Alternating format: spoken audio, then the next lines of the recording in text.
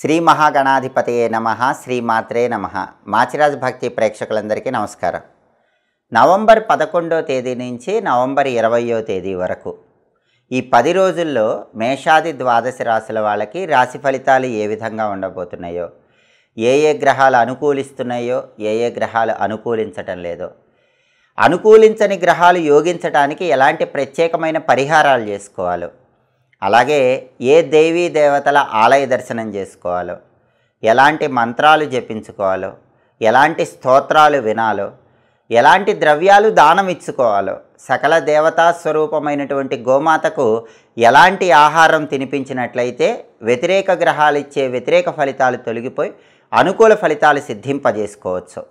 ఈ 10 రోజుల్లో ద్వాదశ రాశుల వాళ్ళకి అద్భుతమైన ఫలితాలు పొందాలంటే పాటించాల్సిన ముఖ్యమైన విధి విధానాలు ఏంటో, అన్ని సమస్యల నుంచి బయటపడటానికి పాటించాల్సిన ముఖ్య విధులేంటో ఈ వీడియోలో మనం తెలుసుకుందాం. తదుపరి మిథున రాశి. మిథున రాశి వాళ్ళకి నవంబర్ 11 నుంచి నవంబర్ 20 మధ్యలో రాశి ఫలితాలు పరిశీలిస్తే సూర్యుడు 5, 6 స్థానాల్లో సంచారం చేస్తున్నాడు. నవంబర్ 11 నుంచి నవంబర్ 15 వరకు 5వ సంచారం వ్యతిరేక ఫలితాలు ఇస్తున్నాడు. నవంబర్ 16 నుంచి నవంబర్ 20 వరకు 6వ సంచారం చేస్తూ అద్భుత ఫలితాలు ఇస్తున్నాడు. కాబట్టి మిథున రాశి వాళ్ళకి నవంబర్ 15 వరకు ఆఫీసులో టెన్షన్స్ ఉంటాయి. నవంబర్ 15 వరకు మీ కష్టానికి రికగ్నైజేషన్ ఆఫీసులో ఉండదు. అలాగే మీ పిల్లల్లో కూడా మగపిల్లల వల్ల అప్పుడప్పుడు సమస్యలు వస్తూ ఉంటాయి. రాజకీయాల్లో ఒడిదుడుకులు ఉంటాయి. తండ్రి వైపు బంధువుల వల్ల సమస్యలు ఉంటాయి. కానీ నవంబర్ 16 నుంచి నవంబర్ 20 వరకు మాత్రం రవి అద్భుతంగా యోగించడం వల్ల ఆఫీసులో మీ కష్టాన్ని గుర్తిస్తారు. బాస్ మీ కష్టం గుర్తించి మీకు అధికార పదవులు ఇస్తాడు. సహోద్యోగులు మీకు విలువిస్తారు. ఆఫీసులో మీరు చక్రం తిప్పగలుగుతారు. రాజకీయాల్లో కూడా మంచి పేరు తెచ్చుకోగలుగుతారు. తండ్రి వైపు బంధువులు కూడా మీకు అనుకూలంగా మారిపోతారు. తండ్రి వల్ల వచ్చే ఆస్తిపాస్తుల పరంగా కూడా ప్రయోజనాలు నవంబర్ 16 నుంచి నవంబర్ 20 మధ్యలో కనిపిస్తాయి. నవంబర్ 15 వరకు చిన్న చిన్న ఆరోగ్య సమస్యలు ఉన్న నవంబర్ 16 నుంచి నవంబర్ 20 మధ్యలో ఆరోగ్యపరంగా మిథున రాశి వాళ్ళు అద్భుతమైన ఫలితాలు పొందుతారు. అలాగే ఈ 10 రోజుల్లో బుధుడు 6వ సంచారం చేస్తున్నాడు, బ్రహ్మాండంగా యోగిస్తున్నాడు. అంటే మిథున రాశి విద్యార్థులకి బ్రహ్మాండమైన కాలంగా చెప్పుకోవాలి. కాంపిటేటివ్ ఎగ్జామ్స్ రాస్తే మంచి ర్యాంకులు వస్తాయి. క్లాసులో నెంబర్ 1 పొజిషన్లో ఉంటారు. పెద్దగా కష్టపడకుండానే మంచి జ్ఞాపక శక్తి కలిగి ఉండి ఎగ్జామ్స్ బాగా రాసి విద్యలో తిరుగులేని విజయాలు సాధిస్తారు. మంచి ర్యాంకులు, కావలసిన చోట సీట్లు పొందే యోగం ఈ 10 రోజుల్లో ఉంది.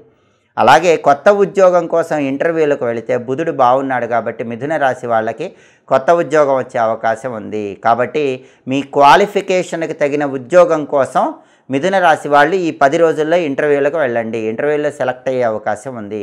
వ్యాపారం కూడా బాగా జోరుగా సాగుతుంది. వ్యాపారంలో మంచి లాభాలు పొందుతారు. ఊహించిన దానికంటే అద్భుతమైన ఫలితాలు వ్యాపార రంగంలో లాభాలుగా మారుతూ ఉంటాయి. అలాగే శుక్రుడు 5వ స్థానంలో ఈ 10 రోజుల్లో అనుకూలంగా ఉన్నాడు. 5వ స్థానంలో శుక్రుడు అనుకూలంగా ఉండటం వల్ల మిథున రాశి సంతానంలో ఆడపిల్లల వల్ల మంచి పేరు వస్తుంది. మిథున రాశి పిల్లల్లో అమ్మాయిలు ఎవరైనా ఉంటే ఆ అమ్మాయిలు మంచి ఉద్యోగం తెచ్చుకోవటం, లేకపోతే చదువులో టాప్ పొజిషన్లో ఉండటం, లేదా బాగా డబ్బులు సంపాదించడం, సమాజంలో మంచి పేరు తెచ్చుకోవటం, దాని ద్వారా మిథున రాశి వాళ్ళ సంతానంలో ఆడపిల్లల వల్ల మిథున రాశి వాళ్ళకి మంచి పేరు వస్తుంది. అలాగే టెక్స్టైలు, లేడీస్ ఎంపోరియం, బొటిక్ లాంటి వ్యాపారాల్లో కూడా లాభాలు ఉంటాయి. దాంతోపాటుగా వైఫ్ అండ్ హస్బెండ్ రిలేషన్ కూడా చాలా అద్భుతంగా ఉంటుంది. కళారంగంలో ఉన్న వాళ్ళకు కూడా అనుకూలమైన కాలము.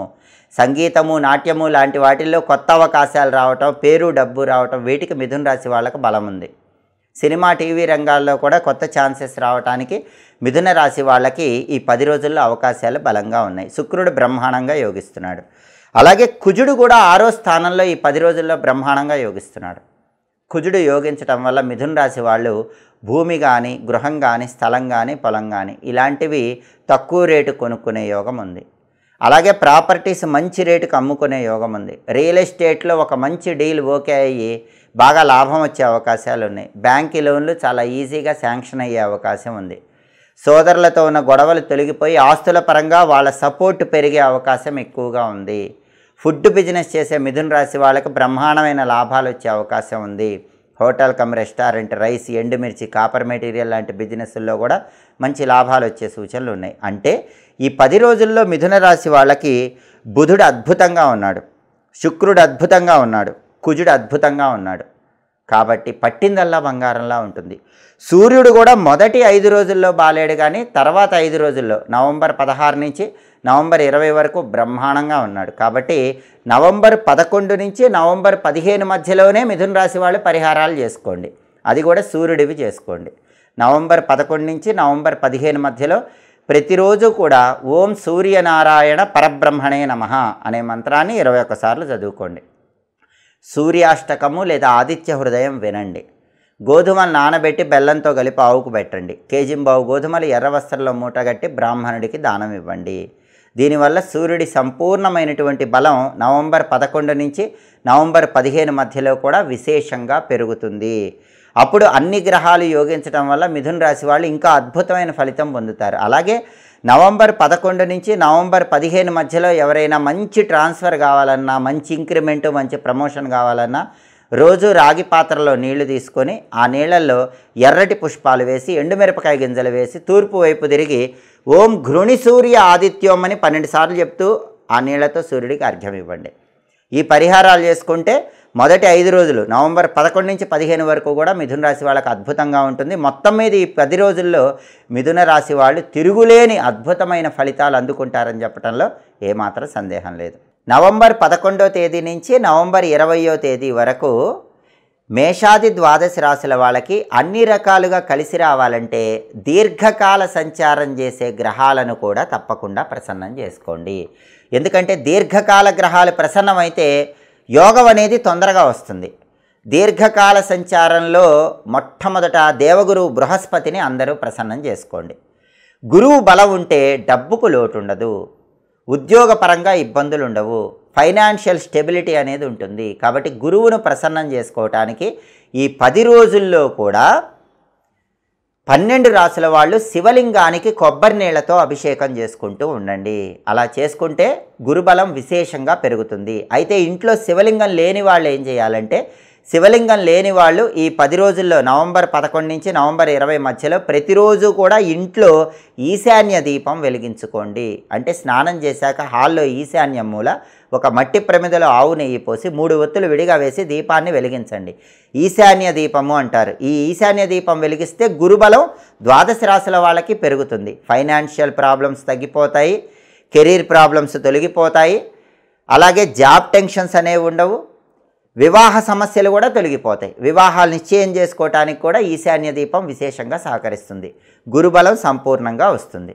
అలాగే దీర్ఘకాల సంచారం చేసే గ్రహాలలో శనీశ్వరుడికి కూడా చాలా ప్రాధాన్యత ఉంది. ద్వాదశ రాశులలో ఎక్కువ రాశుల వాళ్ళకి ఏదో ఒక దోషం ఉంటుంది. ఏలినాటి శని దోషం, అష్టమ శని, అర్ధాష్టమ శని, కంటక శని, సప్తమ శని, వ్యయ శని, ఇలా రకరకాలుగా శని దోషం వెంటాడుతూ ఉంటుంది. ఏ రాశి వాళ్ళైనా సరే శనిని ప్రసన్నం చేసుకుంటే తొందరగా కష్టానికి తగిన ప్రతిఫలం వస్తుంది. శనిని ప్రసన్నం చేసుకోవాలంటే శని స్తోత్ర ప్రియుడని పురాణాల్లో చెప్పారు. స్తోత్రం అంటే ఆయనకు చాలా ఇష్టం. ఎన్ని పరిహారాలు చేసినా ఒక స్తోత్రం వింటే ఆయన వెంటనే అనుగ్రహిస్తాడు. అదే దశరథ శని స్తోత్రం. అందుకని అందరూ కూడా ఈ 10 రోజుల్లో వీలైనప్పుడల్లా కష్టానికి తగిన ఫలితం రావటం ఆలస్యం అవుతూ ఉంటే దశరథ శని స్తోత్రం వినండి.